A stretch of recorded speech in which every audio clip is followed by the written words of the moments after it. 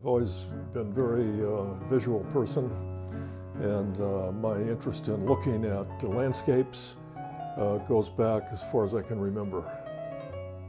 In my classwork, my course assignments, I talk a lot about, my subject matter often is philosophy of art, so I wind up talking about what artists do and what artworks mean, how they should be read. The way that it works, what the idea of what art is trying to mimic. How is it still a work of art?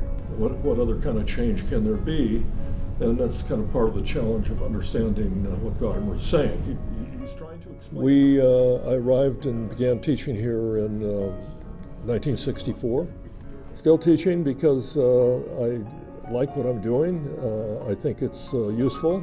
I love what I do with students. And it changes by either losing the color it has or the shape it has. Universally, you hear from his students that he's great. They respect him not only as a teacher, but as a thinker. And he's done some pioneering work. He specifically emphasized the philosophical issues associated with aging. The example that we're going to use has to encompass those people as well. I've never heard Pat talk about retiring. I mean, he really loves what he does. He loves the scholarship, he loves the teaching, he loves the interaction at the university level. Somebody asked him about 15 years ago, "Are you thinking about retiring?" And he looked at the guy and he said, "Retiring?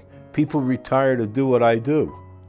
So looking back, I have to say it's been a very, very privileged way to live. I can't think of a way that I would rather have made my living or spent my life. Maybe you'll invent a concept that, like Gadamer invented the concept of play. Was about 20 years ago, he became interested in creative art. He began to produce art, and I actually bought one of his paintings for my son's wedding. That's how good he is.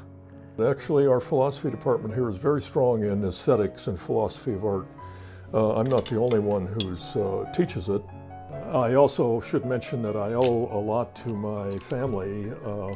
Over the years, I've gotten a lot of support and encouragement from my wife, Bobby, and also my children. So I owe a lot to them.